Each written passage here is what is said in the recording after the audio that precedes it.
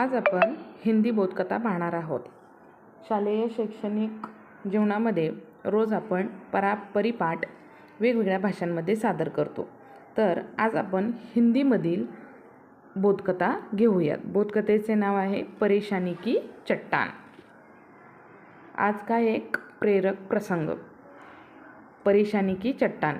एक किसान था. उसके खेत में एक पत्थर था. एक हिस्सा ज़मीन से ऊपर निकला हुआ था, जिससे ठोकर खाकर वह कई बार गिर चुका था और कितनी ही बार उससे टकराकर खेती के औजार भी उसके टूट चुके थे. हर बार किसान उस पत्थर को देखता.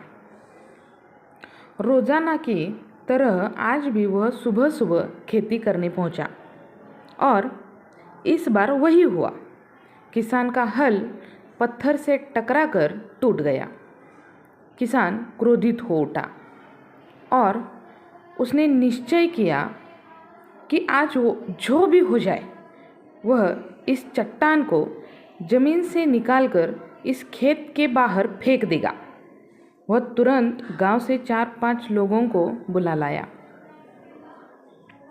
और सभी को लेकर वह उस पत्थर के पास पहुंचा और बोला, यह देखो, ज़मीन से निकले चट्टान के इस हिस्से ने मेरा बहुत नुकसान किया है और आज हम सभी को मिलकर इसे आज उखाड़कर खेत के बाहर फेंक देना है. ऐसा कहते ही वह फावड़े से पत्थर के किनारे वार करने लगा. पर यह क्या, अभी उसने 1-2 बार ही मारा था कि पूरा का पूरा पत्थर ज़मीन से बाहर निकल आया.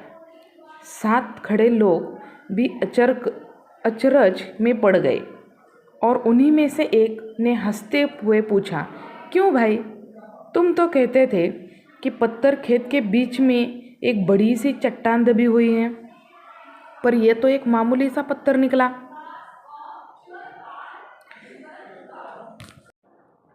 किसान भी आश्चर्य में पड़ गया. सालों से जिसे वह एक भारी भरकम चट्टान समझ रहा था, दरअसल वह बस एक छोटा सा पत्थर था. उसे पछतावा हुआ कि काश उसने पहले ही इसे निकालने का प्रयास किया होता, तो ना उसे इतना नुकसान उठाना पड़ता और ना ही दोस्तों के सामने उसका मजाक बनता. शिक्षा. इस कथा से हमें शिक्षा क्या मिलती है?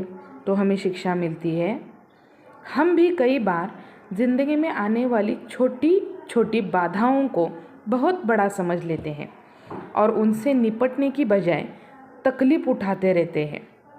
ज़रूरत इस बात की है कि हम बिना समय गंवाए उन मुसीबतों से लड़ें, और जब हम ऐसा करेंगे तो कुछ ही समय में चट्टान से दिखने वाली समस्या एक छोटे से पत्थर के सामने दिखने लगेगी, जिसे हम आसानी से हल पाकर आगे बढ़ सकते हैं.